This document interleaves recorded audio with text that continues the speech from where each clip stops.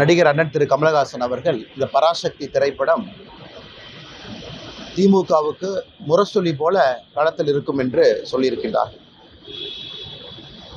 கமலஹாசனை ரொம்ப அருமையாக சொல்லியிருக்காரு, நியாயமாக பேசியிருக்காரு, கரெக்டாக பேசியிருக்காரு. கண்டிப்பாக அது திராவிட முன்னேற்ற கழகத்தினுடைய முரசொலி போல பராசக்தி களத்தில் இருக்கும். நான் அந்த கருத்தை ஏற்றுக்கிறேன். ஏன்னா இந்த திரைப்படம் மிக அழகாக காங்கிரஸ் கட்சி தமிழக மக்களுக்கு செய்த துரோகத்தை 1950 நம்முடைய அரசியலமைப்பு சட்டம் வந்த பொழுது ஒரு மொழிகளும் எப்படி இருக்க வேண்டும் என்கின்ற வரைமுறை கொண்டு வந்திருந்தார். பேசக்கூடிய மொழி எது, அஃபீஷியல் லாங்குவேஜ் எது, கம்யூனிகேட்டிவ் லாங்குவேஜ் எது, மத்திய அரசுக்கும் மாநில அரசுக்கும். கொஞ்ச நாள் கழித்து லிங்க் லாங்குவேஜாக எது வரும் என்று காங்கிரஸ் 1950 தீர்மானிச்ச ஹிந்தி.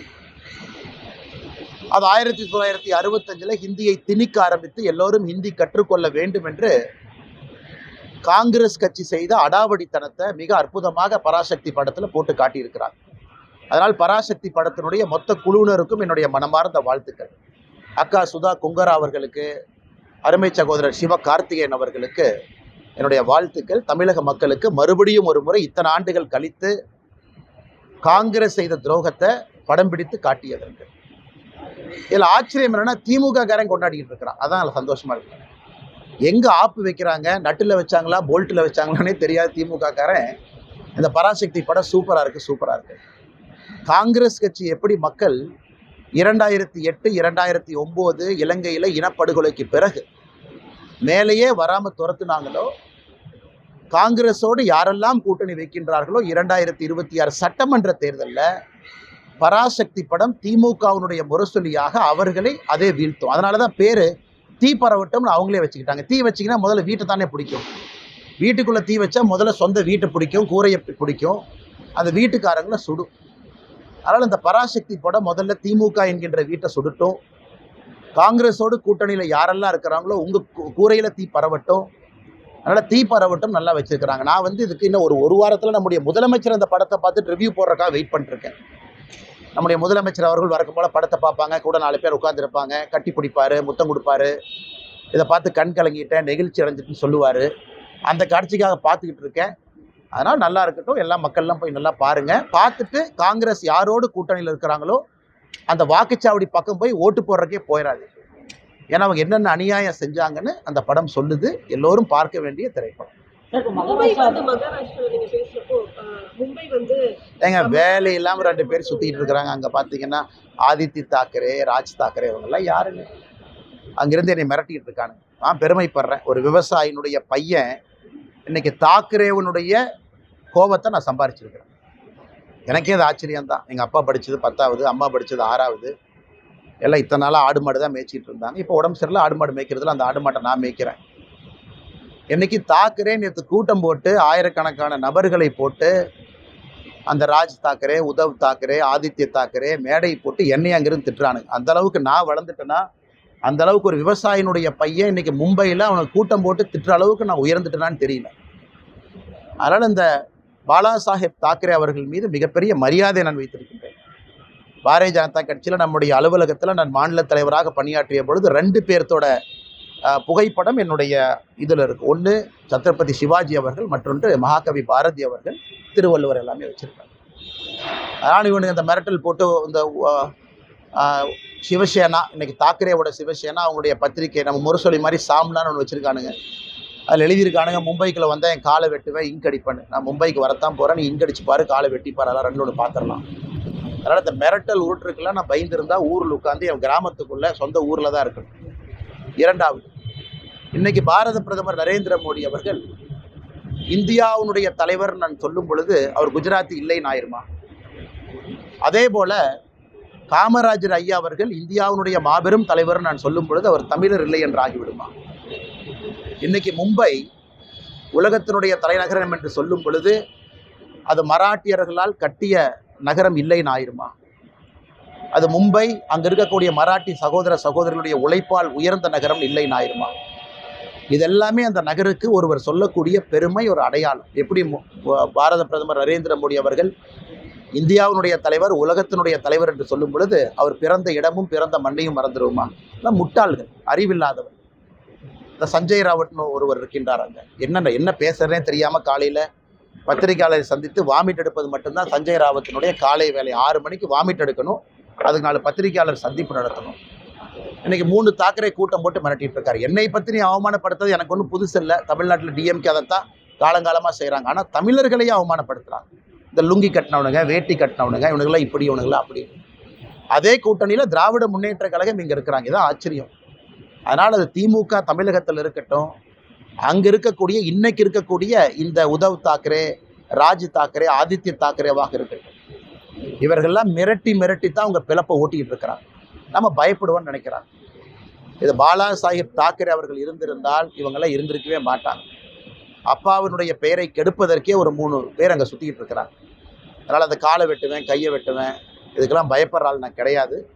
அதே நேரத்தில் ஒரு விவசாயினுடைய மகன் கிராமத்திலேருந்து வந்திருக்கக்கூடிய நான் தாக்கரே மீட்டிங் போட்டு லட்சக்கணக்கான ஆளை போட்டு ஸ்டேஜில் நீ திட்டுற அளவுக்கு வளர்ந்துட்டேன்னு நினைக்கும் பொழுதும் கூட அந்த பாரதிய ஜனதா கட்சி தான் அந்த வாய்ப்பையும் எனக்கு கொடுத்துருக்குன்னு நினைச்சு நான் பெருமையும் அடையும்.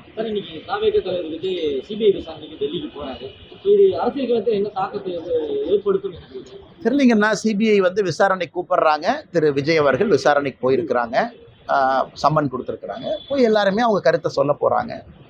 ஒரு சம்மன் கொடுக்குறனால யாரும் குற்றவாளி ஆக போவது கிடையாது. நமக்கு சம்மன் கொடுக்குறாங்க, போகிறோம், சில வழக்குகளை பேசிட்டு வர்றோம், அதெல்லாம் ஓகேங்கண்ணா.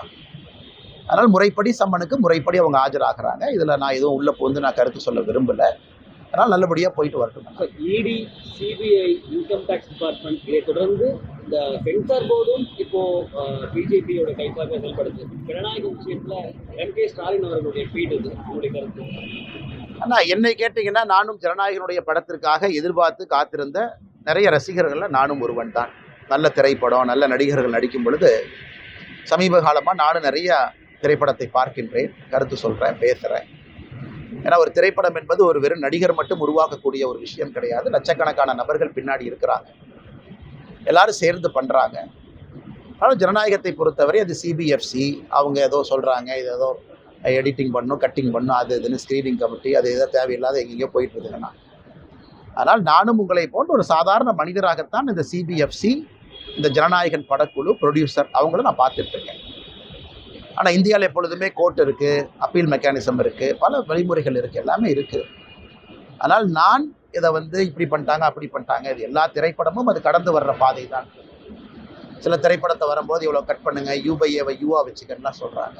என்னை கேட்டிங்கன்னா நானும் நிறைய பேர்த்த போல ஜனநாயகம் படத்துக்காக காத்திருக்கக்கூடிய ஒரு மனிதனாகத்தான் நானும் இருக்கேன்.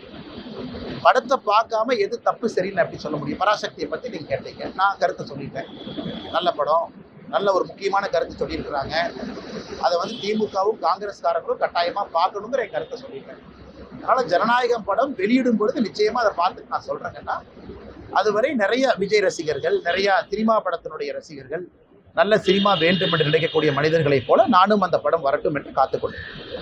தமிழக சட்டமன்றத்தில் திமுக அரசின் செயல்பாடுகள் எவ்வளோ மாற்று போடுது? ஆனால் ஒரு ஆட்சி என்று சொல்லும் பொழுது நிறை குறை என்று சொல்வார்கள்.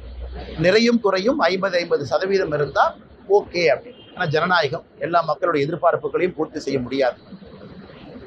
குறைகள் அதிகமாகவும் நிறைகள் மிக மிக குறைவாகவும் இருக்கக்கூடிய ஆட்சியாகத்தான் நான் பார்க்குறேன். ஆனால் ட்ரூ டெஸ்ட் என்பது வருகின்ற சட்டப்பேரவை தேர்தலில் மக்கள் தான் எஜமான்கள். அந்த எஜமான்கள் இவிஎம் மிஷினில் அவங்க போய் முடிவு செய்வாங்க. அதனால் எஜமான்கள் போடக்கூடிய மார்க்குக்காக காத்திருப்போம். நிறைய குறைகளும் கொஞ்சம் நிறைகளும் இருக்கக்கூடிய ஆட்சியாகத்தான் இந்த 4.5 ஆண்டு கால திராவிட முன்னேற்ற கழகத்தினுடைய ஆட்சி நான் பார்ப்பேன். ஆனால் மார்க்கு போட தகுதியானவங்க நம்முடைய எஜமான்கள் மக்கள். என்னை போன மனிதர்கள்லாம் மார்க் போட்டால் அது சரியாக இருக்காது. நீங்கள் திமுக நிறைய ஊழல் பற்றி அறிவிக்கீங்க. இப்போ எதிர்கட்சி தலைவரும்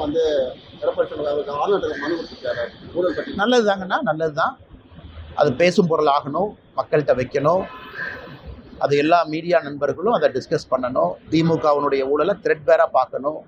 ஏன்னா இடி இன்னைக்கு நிறையா திரு KN நேரு அவர்கள் மீது 1 முறை அல்ல 2 முறை வேற விஷயம் சொல்லியிருக்கிறாங்க. அது இன்னைக்கு தான் ஒப்புக்கு சப்பானியா DVSC, department of vigilance and anti corruption, அதுக்கு ஒரு நேம் சேக் ஒரு FIR போட்ட மாதிரி தெரியுது. அதுவும் இன்னும் மீடியா நண்பர்களுக்கு அவங்க ரிலீஸ் பண்ணல, அதுவும் பொதுவெளியில் வரல என்ன பண்ணியிருக்காங்க. அதனால் மக்கள் இதெல்லாம் பார்த்துக்கிட்டு இருக்காங்க. ஏன்னா பல்வேறு அமைப்புகள் வெளியிருந்து சாதாரண நபர்கள் எல்லாருமே இன்னைக்கு ஊழலை பற்றி பேசுகிறாங்க. அதனால் நிச்சயமாக இது பேசும் பொருள் என்று சொல்வதை விட சாதாரண மனிதர்களை பாதிக்கக்கூடிய ஒரு பொருள். அதற்காக காத்திருப்போம். மக்கள் என்ன சொல்கிறாங்க, மக்கள் எப்படி இதை பார்க்குறாங்கன்னு. என்னை பொறுத்தவரை ஊழல் என்பது சாதாரண மனிதனுடைய நார்மல் வாழ்க்கையை தொட ஆரம்பிச்சிருச்சு.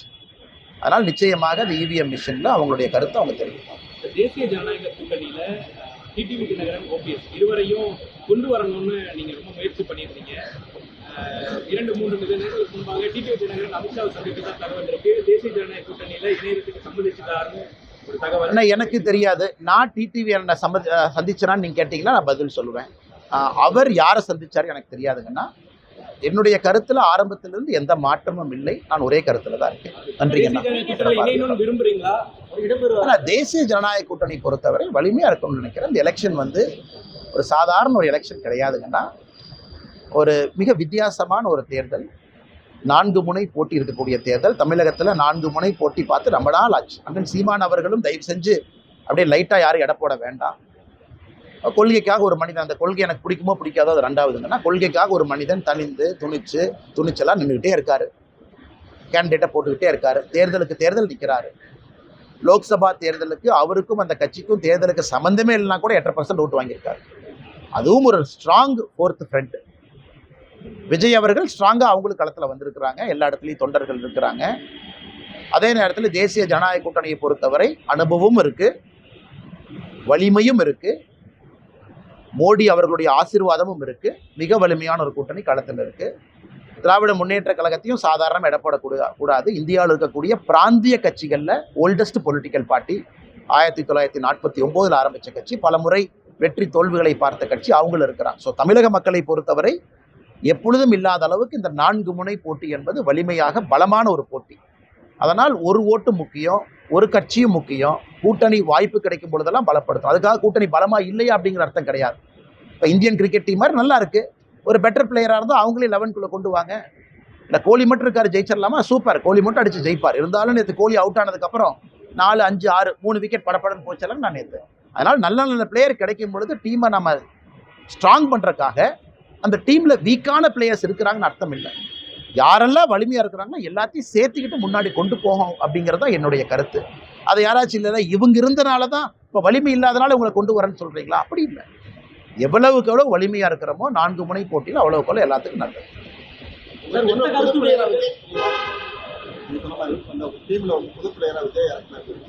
அண்ணன் 11 பிளேயரு, அதுக்கு மேலே ஃபீல்டிங் கோச்சு, பேட்டிங் கோச்சு, நிறைய கோச் இருக்கிறாங்க. அந்த கோச்செல்லாம் சேர்ந்து தீர்மானிக்கணும். அப்புறம் ஸ்பெக்டேட்டர் இருக்கிறாங்க, ஸ்பெக்டேட்டருக்கு அது பிடிக்கணும். ஆனால் கிரிக்கெட்டுங்கிறது வெறும் 11 பிளேயர் ஆடிட்டு வந்தால் மட்டும் அழகு இல்லைங்கண்ணா. அந்த 11 பேரை பார்க்கறதுக்கு 1 லட்சம் பேர் போய் கைத்தட்டினா தான் அழகு. யார் சேரணும், யார் பிரியணும் அப்படிங்கிறதுக்கெல்லாம் பொறுத்திருந்து பார்ப்போம். காலம் தான் பதில் சொல்லுவோம். அதிமுகவுடைய முன்னாள் அமைச்சர்கள்லாம் சொல்லிட்டு இருந்தாங்க. விஜயுடைய ஒத்த கருத்தும் அதுதான், திமுக சொல்றாரு. அதிகப்படியான நேரம் இருக்கு, காலம் இருக்குங்கன்னா திமுகவை வீழ்த்துவது நோக்கமா? ஒத்த கருத்து எல்லாமே இணையணும். அண்ணன் கேட்ட கேள்வி நான் ஆமோதிக்கிறேன். அண்ணன் கேட்ட கேள்வி நான் ஆமோதிக்கிறேன். அண்ணன் கேட்ட கேள்வி தவறு நான் சொல்லவே இல்லை. திமுகவை வீழ்த்துவது பிரதான நோக்கமா? ஒத்த கருத்து இருக்கவங்களா வரணுமா? ஓட் ஸ்பிளிட் ஆகக்கூடாதா? சரியான பார்வை தான். அந்த பார்வையில் எதுவும் தவறு இல்லை. அதே நேரத்தில் மக்கள் ஐடியாலஜியும் பார்க்குறாங்க. ரொம்ப எக்ஸ்ட்ரீம் முரண்பாடுகளாக இருக்கக்கூடிய ஐடியாலஜியை ஒன்றா போட்டிங்கன்னா அது ஒரு வெஜ் பிரியாணியை நான்வெஜ் பிரியாணி ரெண்டாக சமைச்சு வச்சுட்டு வெஜ்ஜும் இல்லை நான்வெஜ்ஜும் இல்லை சென்டரில் இருக்க சாப்பிடுன்னு சொல்கிற மாதிரி. அதனால் ஏற்கனவே சொன்னது போல் இந்த எலெக்ஷனை பொறுத்த வரைக்கும் நான் கோச் இல்லை, இந்த எலெக்ஷனை பொறுத்த வரைக்கும் நான் கேப்டன் இல்லை. இந்த எலெக்ஷனை பொறுத்த வரைக்கும் உங்களைப் போல நானும் அந்த பார்வையாளரில் ஒருத்தன். அதனால் கோச்சு கேப்டன் பல பேர் இருக்கிறாங்க. அவங்கெல்லாம் சேர்ந்து முடிவு பண்ணிட்டு எது சரியாக இருக்கும்னு. நான் தொடர்ச்சியாக இன்றைக்கி ஸ்பெக்டேட்டராக இருந்தாலும் கூட தமிழக மக்களுக்கு எது நல்லதுன்னு பேசக்கூடிய ஸ்பெக்டேட்டராக இருக்கேன். காலம் பதில் சொல்லட்டும், காத்திருப்போம்.